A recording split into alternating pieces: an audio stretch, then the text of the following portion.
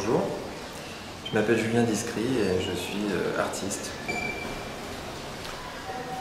C'est un travail que j'ai réalisé en 2015 qui s'appelle Terrae Incognitae, ce qui veut dire en latin terres inconnues.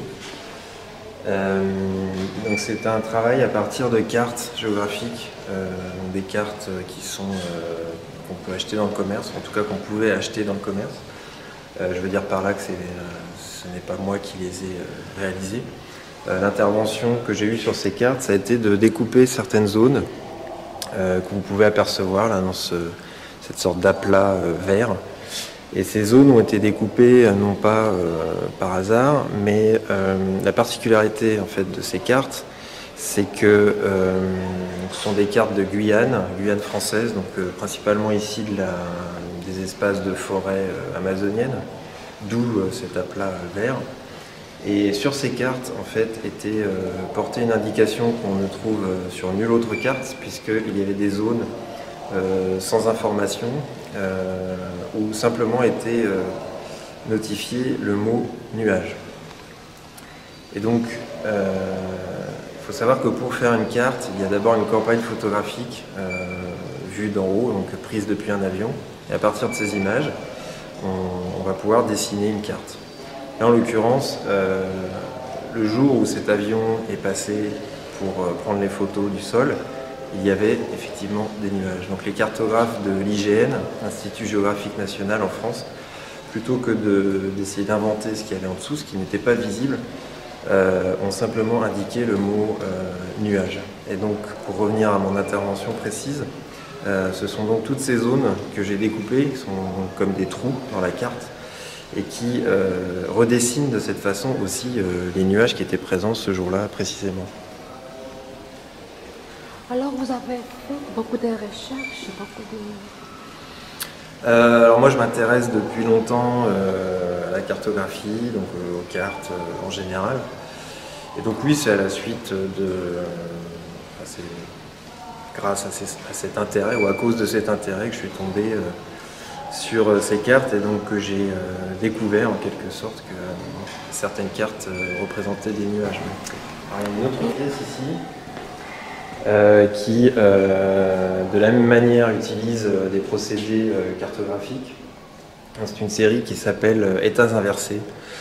Donc ce sont des images cartographiques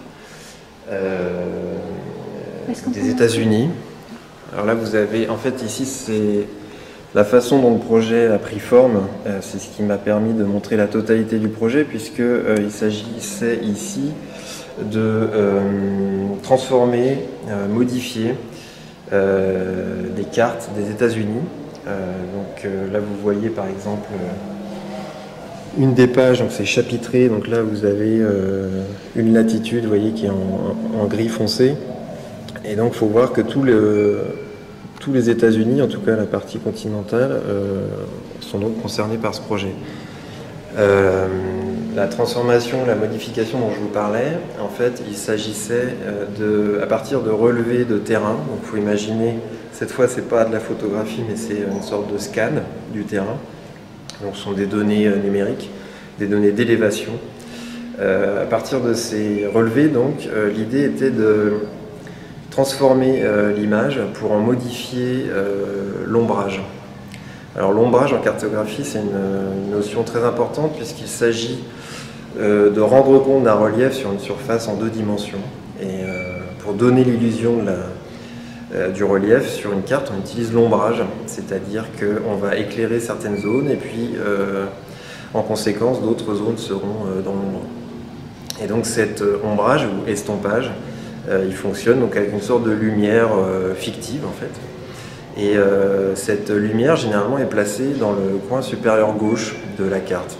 Pour une simple et bonne raison, c'est que si on place cette lumière à l'opposé, il y a un risque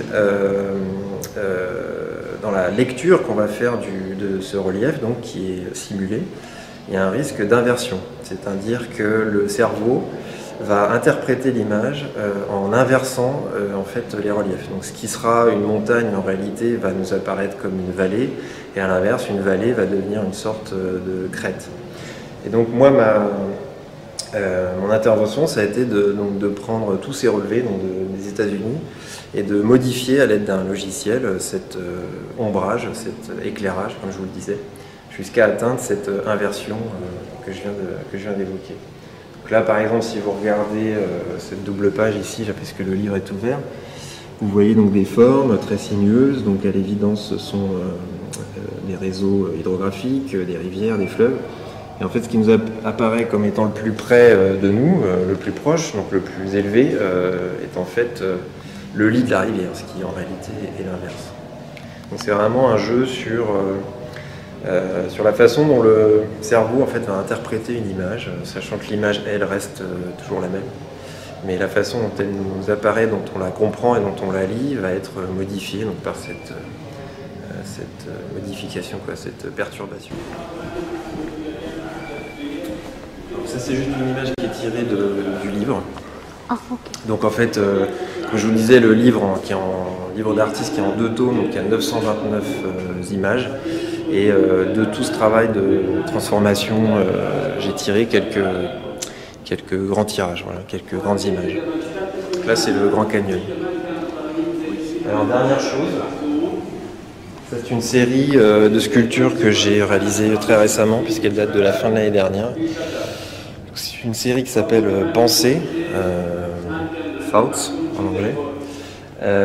Ici, même s'il y a un rapport, disons, visuel assez évident avec ce que je vous ai montré avant, c'est-à-dire avec des images cartographiques, ici, à mon sens, on est dans autre chose, puisque les formes que vous voyez là sont des moulages, enfin des tirages en fait, du ruissellement de l'eau dans du sable. En fait, toutes les formes que vous voyez là, elles ont été créées par de l'eau qui a ruisselé dans du sable, donc c'est un dispositif que j'ai mis en place, et qui au bout de plusieurs heures, parfois plusieurs jours, en fait, vient comme ça creuser le sable et créer ces formes, ces dessins. Donc ensuite, par un travail de moulage, de prise d'empreinte et de tirage, j'ai réalisé donc en résine, c'est une résine polyuréthane.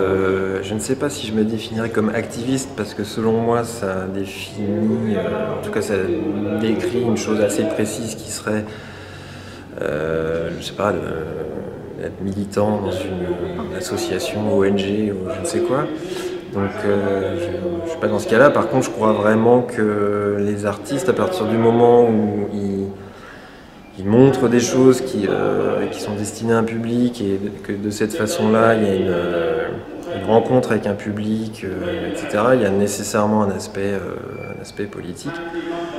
Après, c'est pas la lecture que je ferai immédiatement de ce travail-là, mais à l'évidence, il y a quand même l'idée que ici, les formes sont, d'ailleurs, de la même façon dans le projet que je vous montrais juste avant, États inversés, il y a quand même l'idée que ces formes ont été créées par des phénomènes d'érosion, donc des phénomènes qu'on pourrait qualifier de naturels, et ce sont ces formes-là qui m'intéressent. Donc, peut-être aussi ça rejoint à ce moment-là la cartographie, puisque, en tout cas moi c'est comme ça que je l'entends, s'intéresser à la cartographie, c'est de facto s'intéresser au monde, enfin en tout cas d'avoir un regard attentif au monde, à l'environnement, aux choses, aux formes naturelles, encore une fois, même si j'aime pas beaucoup ce terme de naturel, mais en tout cas... oui, alors peut-être activiste, je ne sais pas, mais en tout cas, oui, ce sont des sujets qui m'intéressent et me préoccupent. Oui. Monsieur Desclines, merci. Merci.